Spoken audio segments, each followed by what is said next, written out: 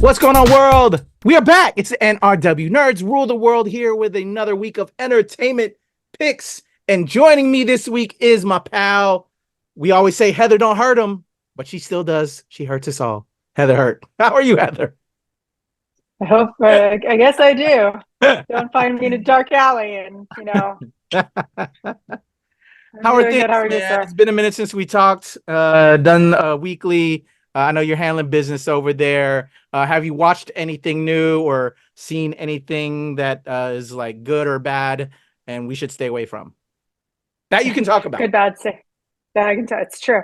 To be fair, I really haven't seen many. They haven't been throwing us.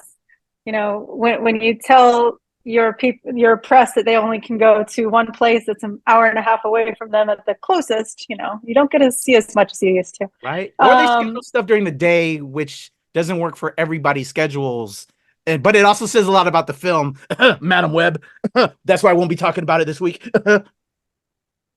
When it comes to Madam Web, y'all, no matter what, please be careful when you're please be careful when you're reading criticisms. Separate the salt from the actual review. Remember, a woman-led film does not make it a bad film. If that's what you think, you're just a sexist. Just pay attention to what you're listening to.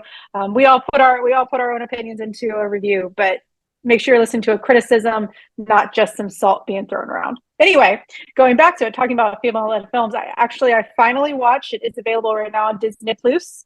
You can finally watch Marvels. Did you not see it in the theaters? No, because I was petty and angry because remember I couldn't go. You didn't go with me? No, you and Glenn did. You and Glenn went together. Oh, so you finally saw? Okay, vibes. What do you think? I enjoyed it. I enjoyed it. There are definitely points where there was some weakness in the film. Like many of the MCU films recently, there will be strong acts. Usually the first act is really strong. The second act can be strong. But then the third act hits where the final fight happens, and it's almost like an entirely different film. And that's kind of how I felt about Marvels. There was just elements in the third act that seemed kind of off compared to the rest of the film. I loved the first hour or so, and then the rest kind of seemed a little bit chunky, a little bit like they didn't know where they were going, or maybe an executive got in the way. Who knows? I will say that the ending was great. Just make sure you pay attention to the channel, hit subscribe, because I might have an opinion based off what I saw in Marvels with a different thing that we're going to react Heather to. Vibes Where We're Going piece on the NRW. I would love that. You haven't done single stuff by yourself in a while, so it would be cool to see you talk on some things. There's a certain trailer that appeared during the Sports Bowl this last weekend, and I have no opinion of that thing, guys. I have no idea. There was an Usher concert, and then Taylor Swift appeared, and then apparently there was something that was happening in the background. That's all I know. But when we get to that review, when we get to that trailer reaction, I will talk more about my opinions regarding that final scene in Marvels. Okay. But other than that, what else have I watched? I've watched actually a lot of stuff that's not on your palette. I've been watching some more anime. If y'all aren't on TikTok, go follow me on TikTok, because I am kind of going viral right now off something really, really silly. So go follow me on TikTok. God, I was watching something in particular, and I really, really wanted to talk to you about it, and now I can't remember what it is. Okay, anyway, what about you? Talking. Yeah, exactly. Go ahead. You say your things, and I'll probably remember it. Well, I can't think of much that I've already discussed already on the show, but the sports ball game you talked about was featuring my San Francisco 49ers. We lost to the Kansas City Chiefs, but it was a good game. It hurts when you're a loyal sports fan and loyal to a specific team. It hurts. It stings.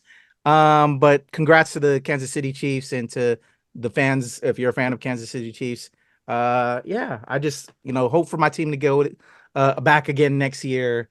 And hopefully we can get that 6th Super Bowl ring. Because we're, on the quest for 6 to tie I think the Cowboys and the Patriots. I'm not sure offhand, but yeah, man, that just hurt a lot.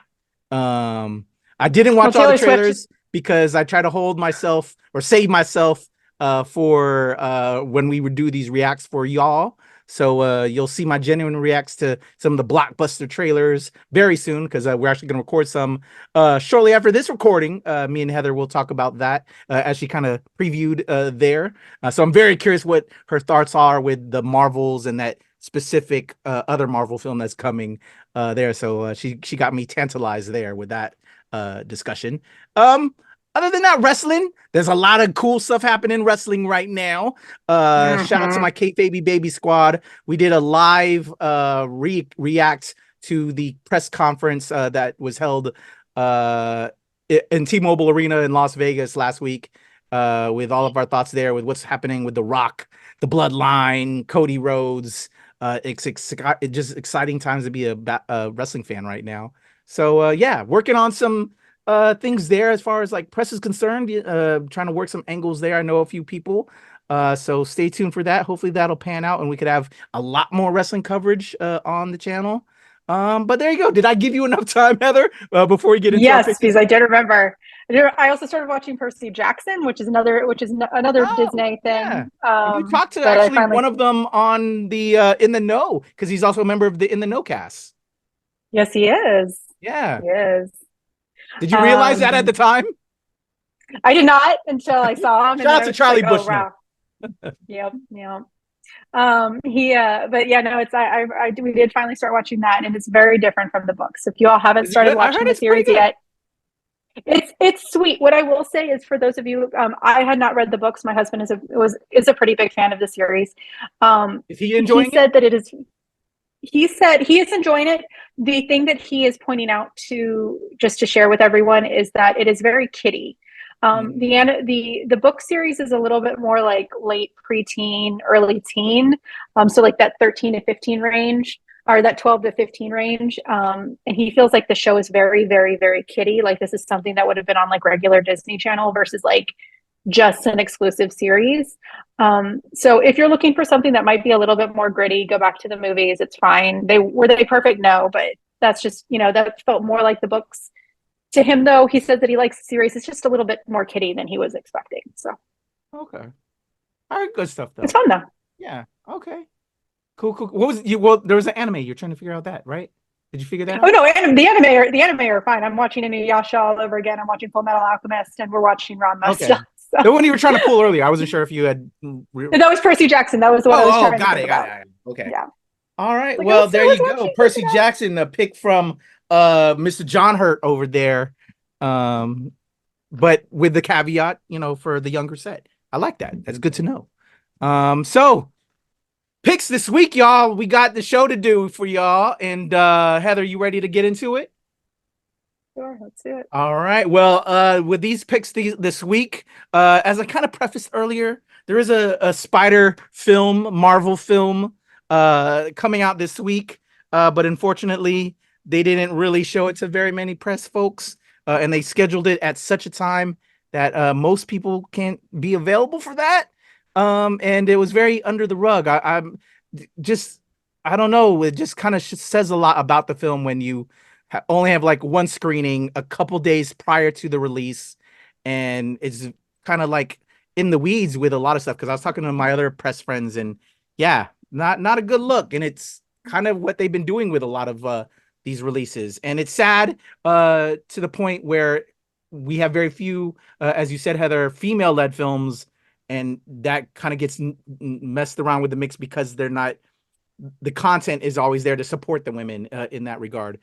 Because I love Dakota Johnson, I love Sydney Sweeney, Isabel Merced, some of the other cast members in there, but I don't know. I did hear one positive review from a fellow reviewer, but other than that, the bulk of it so far has been kind of terrible. But yeah, I didn't get a chance to see it, so I didn't put it in my picks this week. But what I'm excited to say with these picks that I'm going to give you, it's a reminder with my picks this week that it is February 2024, Black History Month, y'all. I love that the bulk of my picks are all Black-led films, character films, and it's just a reminder again that Black history is everyone's history, and we should all enjoy and learn and educate ourselves. So to kick us off, Heather, I'm very excited to check this one out.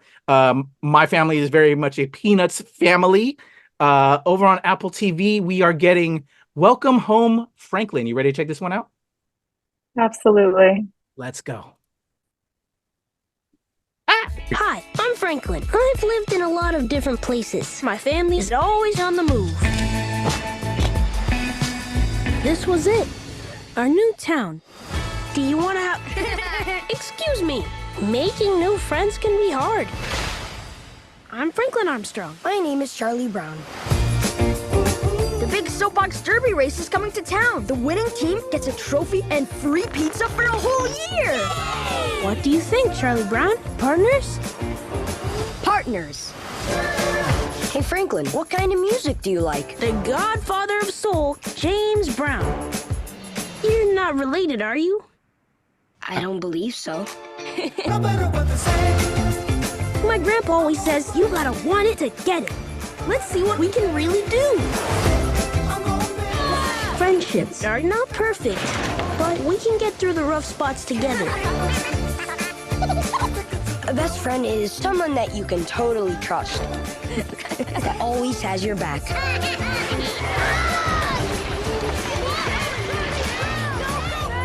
Hey, Franklin, we saved you a seat over here. You know you Finally! found home when you're surrounded by good friends. What? That has always bothered me. We finally answered that goddamn question. There we go. Heather, what do you think? You see, I'm losing my mind because that damn Thanksgiving episode special, Peanut special, has always bothered me.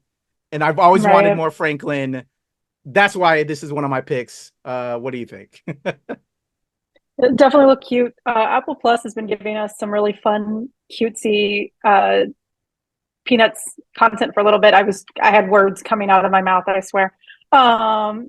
They've been giving us some cutesy Peanut stuff for a while now. Some of it's not as great as others, but it's been some fun content, and I'm excited to see Franklin finally getting his piece. He's been a character for a long time. It's time that he got his words out, like his voice out, because we all have voices and we all deserve them, and so does Franklin. Exactly. Love Peanuts, but yeah, just always played the background type character. We were all made aware of it.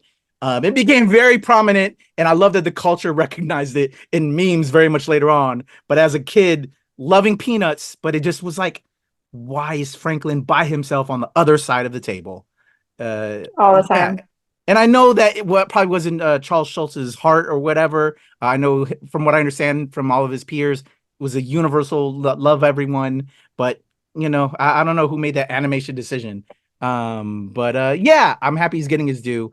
Really excited to see that one and with the whole family, because we are very much Peanuts fans over here. Some and also, as you said, some have been good, some have been bad, but I love that we're getting that content, and it's found a home with Apple TV, and Apple TV is giving it to us. So love it. So there you go. Welcome home, Franklin. Next up, I have it debuted already. It already came out I think on Monday or Tuesday as of this recording this week. On Nat Geo, and then it debuted on Disney Plus and Hulu the day after. It's an amazing documentary. Let's go to The Space Race. Here we go. Growing up, I loved the space program. But nobody doing that stuff looked like me. Very few people today even have a clue about black people's contribution to human spaceflight. I was the only black aerospace. The only black NASA administrator. Black offshore. First black astronaut. Because they weren't written in history books. In the early days of the civil rights movement, NASA wanted to show that they were engaged in equality for all. I was told by friends and enemies alike, you're 20 years too soon, buddy. If you qualify and would like to be an astronaut, now is the time. This is your NASA. I don't think America or anybody knew. I was a body, in a way. It was imaginary. It was a lie. Around the same time, there was a Cuban who was the first person of color to fly. The Soviets made that history. Not the United States. To see a black man in space,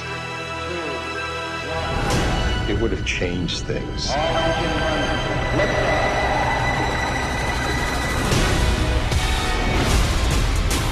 three of us all recognized that one of us would be the first black astronaut. I would have made it to the moon. One small step for man. But they were not going to let that happen. Representation becomes critically important to help us keep moving down that path. Back in the day, they were saying that blacks are too ignorant to be flying in space. I'm smitten that you're up there doing all these wonderful things. Black history is American history. We forget it at our peril.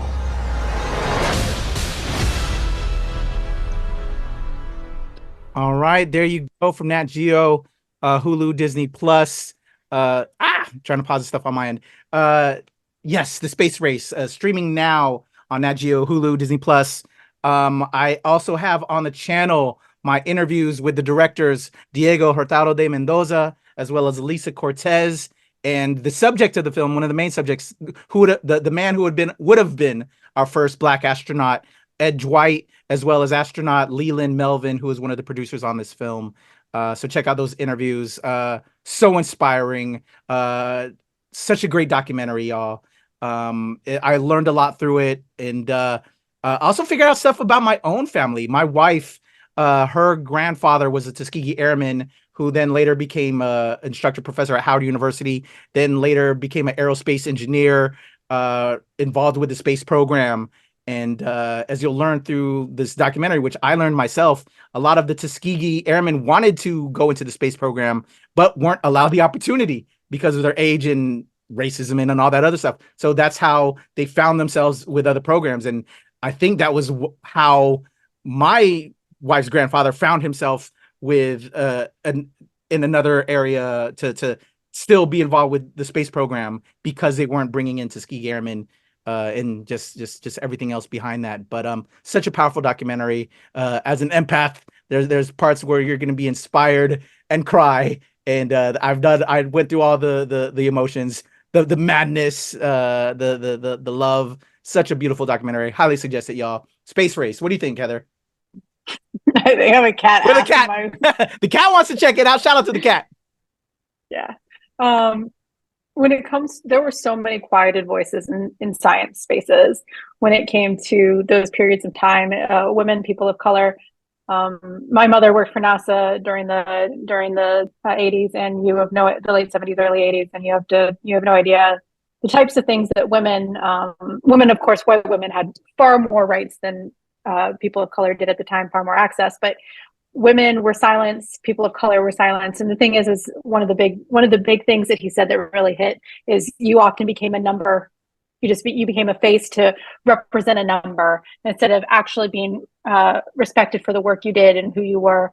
But it's one of those where it's got to be told. You have to know there are men and women and people of all genders who took part and risk and did great things, and they were just erased from history because they weren't white men. And that's not fair. It's not fair. It's not fair. It's not fair. So it's exciting. I'm actually really excited to watch this. It's been on my list ever since the initial press release came out. So I'm excited. Awesome. Yeah, I know you love documentaries. I think you'll really enjoy this one, Heather. I had so much fun watching this one. All right, let's go to the top pick, Heather. Speaking of iconic folks in history, we have one of a documentary, well, not a documentary, but a film that I know I've been waiting for a long time. A lot of people have wanted to make documentaries for this man, on this man. But the family didn't approve. They didn't feel what they were trying to do. So this one is family approved. So many amazing people are in this and behind this. And you can see a great interview that my pal Heather will have up by the time this drops with the director, Reynaldo Marcus Green, I believe. Reynaldo Marcus Green? Yes. Heather has an amazing interview with the director. I'm talking about Bob Marley, One Love. Let's check out the trailer. Woo! Won't you help to sing these songs of freedom? Is all I ever have. Redemption songs. When you write that? All my life.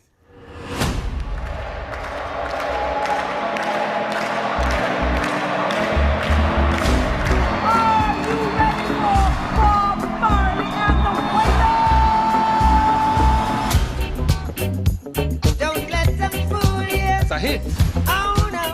people music. You know you're a superstar. I am a superstar. You can't separate the music and the message. You see, reggae music come to unify the people. Not everyone likes what you're saying. For your own safety, you need to stop.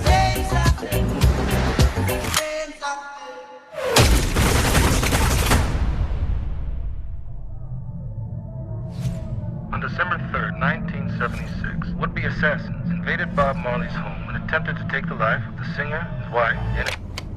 Don't worry about that.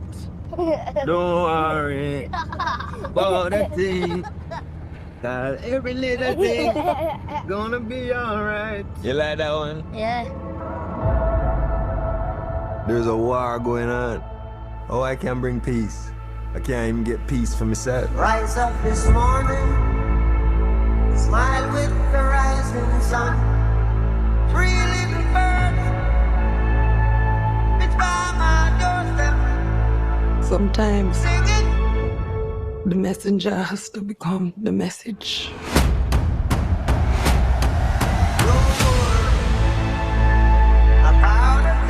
Bob, I know it's dangerous. But you're the only one who can unite the people. You ready, Bob? No guns can stop this message. I want the world to change.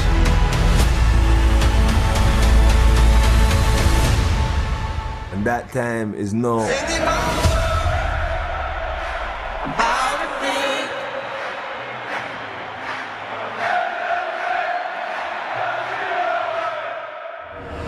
This is my message to you.